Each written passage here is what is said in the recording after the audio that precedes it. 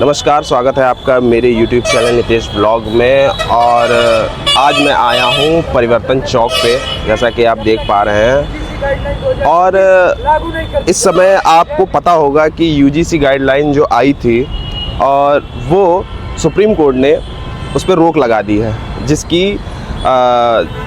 जो एक समय दिया गया है 19 मार्च शायद दिया गया है। तो यहाँ पे जो BAPSA बिरसा अम्बेडकर फूले छात्र संघ, जो कि आयोजक करता हमारे भैया हैं, और सभी लोग यहाँ पे बैठे हैं जो समाज के लोग हैं UGC गाइडलाइन 2026 के समर्थन में। और यहाँ पे मैं ये सोचता हूँ कि जितने भी हमारे समाज के लोग हैं वो यहाँ पे आएँ और यहाँ पे समर्थन करें, आके बैठें, आके समझें, आके कि यहाँ के लोगों की क्या मानसिकता है, क्या सोच रहे हैं, क्या नहीं। तो चलिए मैं आपको लेके चलता हूँ एक भैया के पास, जो कि इसके बारे में थोड़ा सा संक्षिप्त में बताएंगे। ये हमारे अजीत भाई हैं। और ये बताइए कि यहाँ पे जो ये धरना चल रहा है, ये किस चीज़ को लेके चल रहा है? हालांकि ये तो है UGC के लिए ही, लोग मतलब इसको लागू करवाने के लिए समर्थन में है एक तरह से। कई दिन से है, यानी कि अनिश्चित काल तक है कि जब तक लागू ना हो जाए। अभी ये मामला सुप्रीम कोर्ट में लंबित है, चल रहा है। तो ये बताइए कि जैसे कि UGC गाइडलाइन आई थी, तो इस पे जो जनरल कैटेगरी के लोग थे वो इस पे मतलब बोल रहे थे कि ये गलत है। तो उसमें ऐसा तो कुछ नहीं लिखा था कि वो सिर्फ जनरल के लिए ही है। तो उसमें तो सभी लिंग भेद और आपके हर तरीके के लोग हैं। तो उसमें क्या लगता है? इसमें ज़्यादातर मैंने ये सब सुने थे कि जैसे इसका गलत प्रयोग होगा, इस कानून का गलत यूज होगा, लोग फंसाएंगे। तो मेरा कहना ये है कि जैसे कि जो हत्या की धाराएं हैं, जैसे 302 हैं, पॉक्सो है महिला एक्ट का, इसका भी तो गलत प्रयोग होता है। तो इसका अर्थ ये थोड़ी है कि इसको मतलब कानून बनाया ही ना जाए किसी चीज़ के लिए। कानून बनाया इसी चीज़ के लिए लोगों में डर पैदा हो, ताकि लोग उसी से डरें।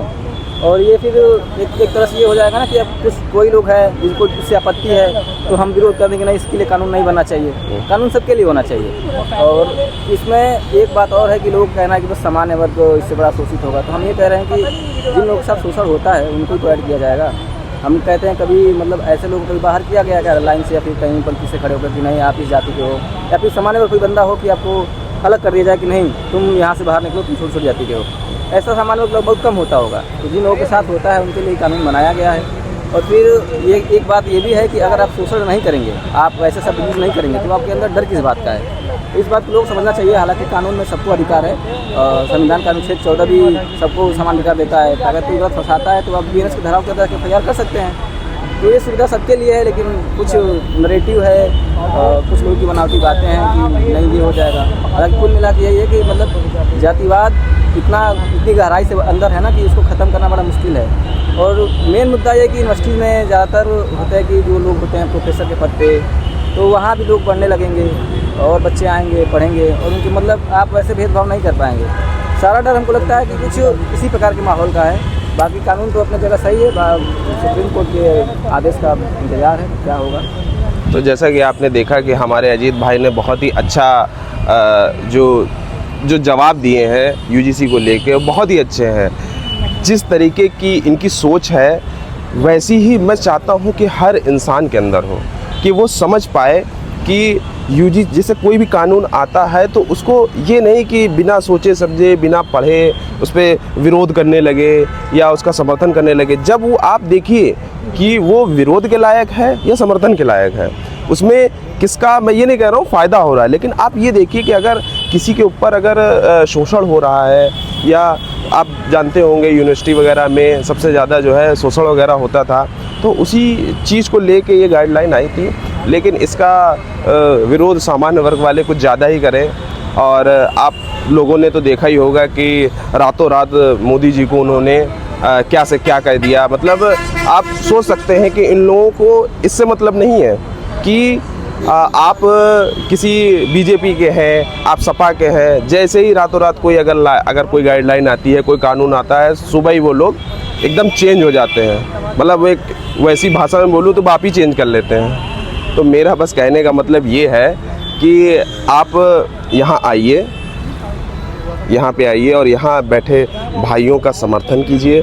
फ़िलहाल मैं भी यहाँ पे आया था और मैंने यहाँ देखा लोग कैसे यहाँ पे बैठे हैं धरने पे, और रात्रि में यहाँ पे पुलिस भी आई थी जो कि इनको यहाँ से भगाया वगैरह, लेकिन अब जो है यहाँ पे दोबारा ये लोग आ चुके हैं और यहाँ पे बैठे हैं। तो ज़्यादा से ज़्यादा तादाद में लोग यहाँ आएँ और यहाँ पे समर्थन दें आके। और हमारे साथ एक हमारे मित्र भी हैं जो कि यहाँ पे आए हुए हैं इस धरने में। मैं इनसे कुछ पूछना चाहता हूँ कि जैसे कि अपना नाम बता दीजिए भैया। मेरा नाम दीपू कुमार है। अच्छा, तो आप ये बताइए कि आप अपने समाज के बारे में थोड़ा बहुत तो आप जानते ही होंगे। यूजीसी बिल आया था, तो क्या ये सही है या गलत है? मैं बताना चाहूँगा कि एक प्रकार से बहुत बड़ा गलत चीज़ है यूजीसी बिल का विरोध करना।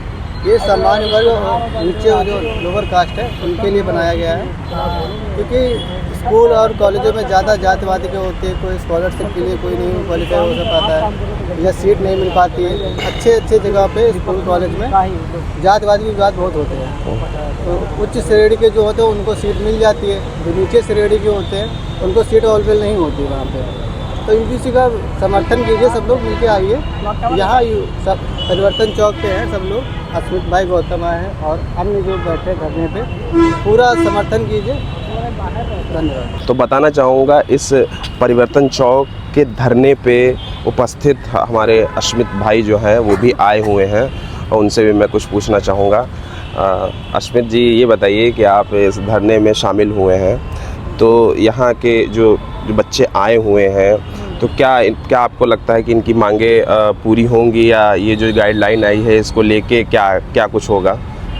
मांगे पूरी होनी चाहिए। जब देखिए, जब जनरल के कुछ ही लोग हैं उन्होंने प्रोटेस्ट किया और उनके कहने पर यूजीसी 2026 की गाइडलाइंस खारिज कर दी गई। अगर यहाँ पर इतने सारे लोग प्रोटेस्ट कर रहे हैं तो मांगे पूरी करी जानी चाहिए, क्योंकि प्रोटेस्ट के बाद सफलता मिलती ही है इंसान को। और जैसे कि आपने कहा कि आप बच्चे आए हैं, तो मैंने अपनी भी वीडियो में बोला है कि ये बच्चे अपने लिए नहीं आए हैं।